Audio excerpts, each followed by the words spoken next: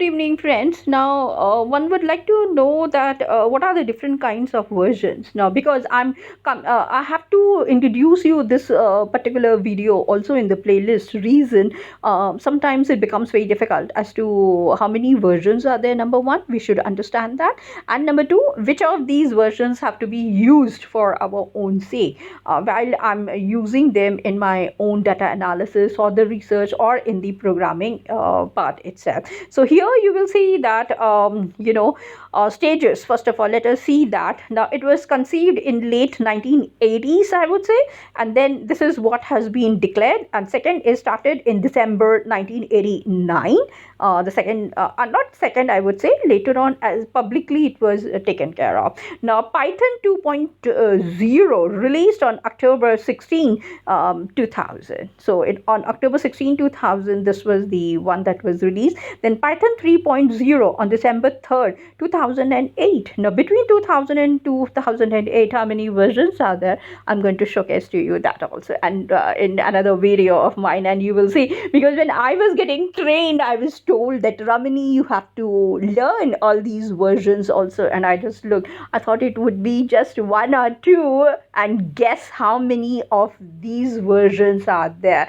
I mean, Dashavatar, no. So are there 7 versions of it? No. So the total number of the versions are at the moment 125 versions. Yes, it is 125 and more to go. If you visit the website of Python, you would see that they would be saying future versions or the developing versions which are coming up. So you can see how quickly, and if I show you all 125 and the frequency at which they are changing completely, so that developers are not just the developers, are even the researchers and the other individuals who are involved with the statistics models or coming up with the data science or data mining. You will see how quickly and how nicely they are coming up with new developments. So 125 is a huge number, I would say.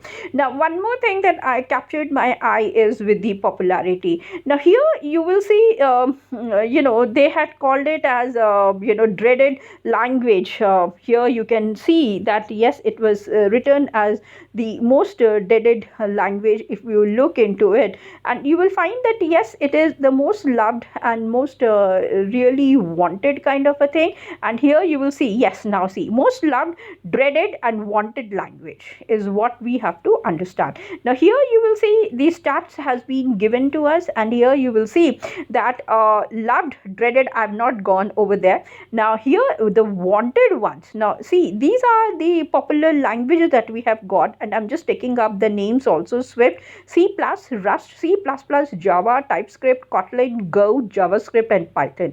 And you can look the variances which are available out here, and you will see that Python is at the topmost of it completely.